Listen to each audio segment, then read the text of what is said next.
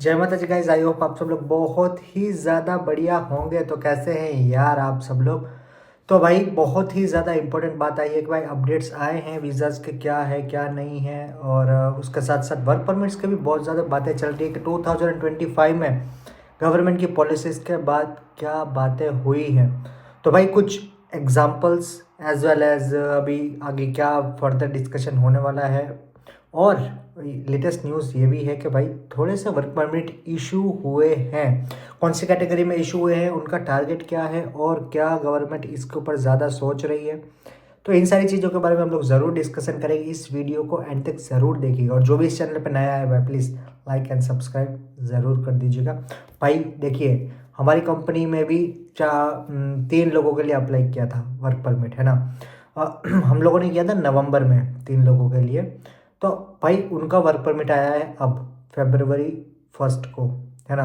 तो टाइम लिया, ऑब्वियस सी बात है। जो 60 डेज तक का लेते थे, 30 डेज तक का वर्क परमिट का टाइम लेते थे, इन्होंने इस बार बहुत ही ज़्यादा टाइम लिया, है ना। क्योंकि नवंबर में जिसने अप्लाई किया था, December as well as the January के मिड तक, उसके बाद ये थोड़ी बातें शातें गवर्नमेंट की जो इन्वॉल्वमेंट हुई, इलेक्शंस जो हुए थे, तो इन सारी चीज़ों के ऊपर भी बहुत ज़्यादा डिस्कशन हुआ। फिर अब जाके 1 फरवरी को 3 लोगों का वर्क परमिट आया है। तो अब क्या हो सकता है भाई आगे। भाई वर्क परमिट आने का मतलब ये नहीं है कि वीज़ा आ जाएगा। एम्बेसी कैंसिल कर देती है having the further different reasons. बहुत सारे रीजंस हो सकते हैं, वजह हो सकती है उनके पास। अगर उनको कोई ज़रूरत नहीं लगी वीज़ा देने की, ठीक है, तो ये भी हो सकता है। लेकिन वीएफएस के स्लॉट्स अवेलेबल हैं। मेन तो ये है कि भाई वीएफएस के स्लॉट्स बहुत ही ज़्यादा अवेलेबल हैं।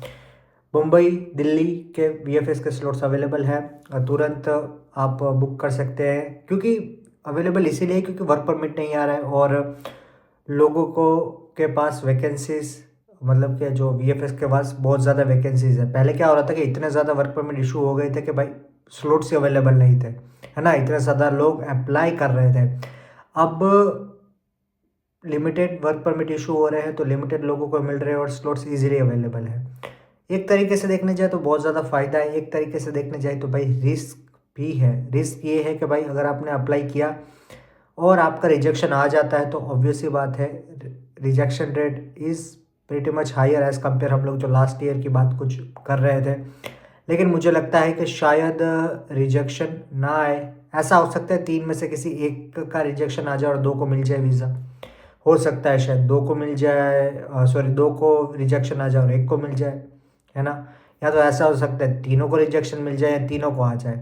प्रोबेबिलिटी तो भाई ऐसी बोलती है कि शायद तीनों में से कोई एक रह जाएगा। क्योंकि एक ही कंपनी में अगर 3 लोगों ने अप्लाई किया तो definitely company, sorry the embassy बहुत कुछ देखती है। लेकिन हम विश करेंगे कि भाई ऐसा ना हो। लेकिन मुझे लगता है अगर 3 का वर्क परमिट दिया है तो शायद 3 लोगों का वीज़ा एक्सेप्ट हो जाएगा। अभी भाई जिन्होंने अप्लाई किया था नवंबर में, दिसंबर में, जनवरी में, ठीक है, अभी फेब तो स्टार्ट हुआ है, शायद फरवरी के स्टार्टिंग में भी अगर जिसने जिसने अप्लाई किया है, भाई आप थोड़ा सा वेट कर लीजिए। अगर कुछ गवर्नमेंट न्यू अपडेट पॉलिसीज़ या फिर न्यू कुछ बातें बताती है तो डेफिनेटली हम लोग उसके ऊपर ज़्यादा से ज़्यादा डिस्कशन कर सकते हैं।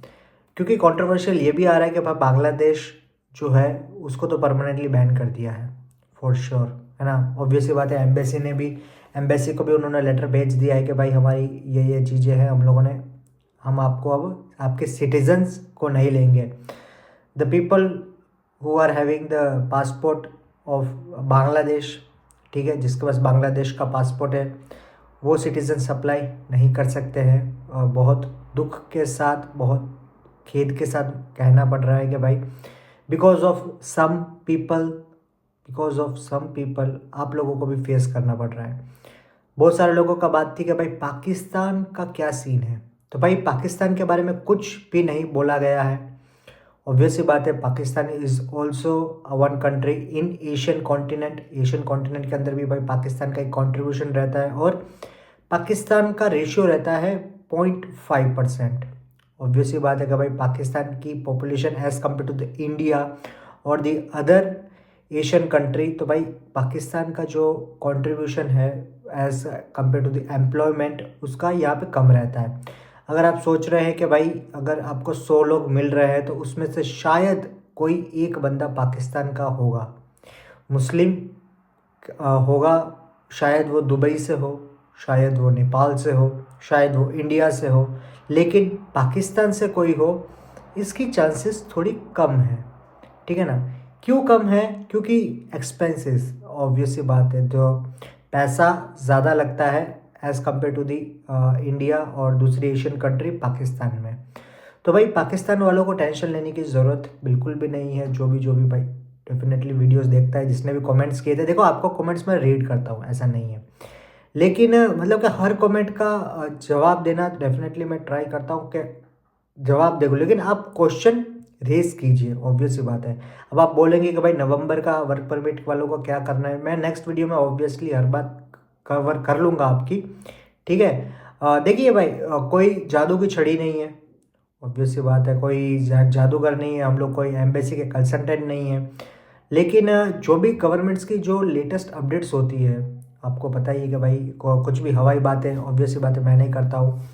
जो भी चीज़ें होती है बहुत सोच समझ कर रिसर्च कर ठीक है, उनकी वेबसाइट्स के ऊपर क्या चल रहा है, क्या नहीं चल रहा है, क्या देखना है, क्या नहीं देखना है, क्या बातें बोल रहे हैं, क्या सोच रहे हैं, क्योंकि एक कंट्री का ज़रूरी नहीं है कि एक कंट्री का ही सिर्फ फ़र्क पड़े, क्योंकि एक कंट्री के जो रिलेशन होते हैं दूसरी कंट्री के साथ उसके ऊपर भी बहुत ज़्यादा फ़र्क पड़ता है। अब जैसे अमेरिका का बहुत ज़्यादा इन्फ्लुएंस है यूरोपियन कंट्री के साथ, तो ये भी बहुत ज़्यादा फ़र्क पड़ता है ना।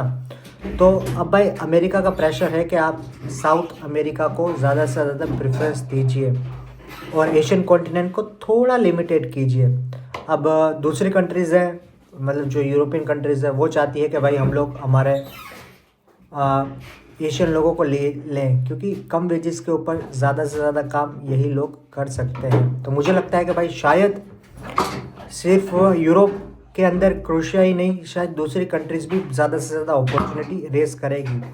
भाई डिपोर्टेशन और इमिग्रेशंस के ऊपर बहुत ही ज़्यादा दारोमदार रहता है, क्योंकि सिर्फ एक यूरोप की क्रोशिया ही नहीं, बल्कि जर्मनी हो गया, लग्जमबर्ग हो गया, स्वीडन हो गई, नॉर्वे हो गई, पोलैंड हो गया, ठीक है, पोर्टुगल, ऑब्वियस सी बात है पोर्टुगल बहुत ही ज़्यादा न्यू वीज़ा पॉलिसीज़ अप्लाई करता है, ठीक है। न्यू हर साल एवरी ईयर कुछ ना कुछ सिटीजनशिप्स के बारे में डिस्कशन, न्यू पॉलिसीज़ करता है, ताकि ज़्यादा से ज़्यादा जल्दी से जल्दी उनको सिटीजनशिप मिल सके। तो ऐसी भाई अगर कुछ न्यू अपडेट्स आएगी डेफिनेटली, कुछ बोस्निया या फिर कोई भी दूसरी कंट्रीज़ को, तो आपको डेफिनेटली बताऊंगा, ठीक है। बाकी भाई जिसने भी वर्क परमिट अप्लाई किया है तो आप प्लीज़ फरवरी के एंड तक आप वेट कर सकते हैं, डेफिनेटली बहुत ही ज़्यादा पॉजिटिव, मार्च के शायद मुझे लगता है मार्च के स्टार्टिंग में आपको मिल जाएगा। बाकी थैंक यू, फिर मिलते हैं एक न्यू वीडियो के साथ। चलिए फिर, बाकी अभी तक भी जिसने सब्सक्राइब नहीं किया प्लीज़ सब्सक्राइब। बाकी मिलते हैं फिर एक न्यू वीडियो के साथ। चलिए, जय माता दी, बाय, टेक केयर।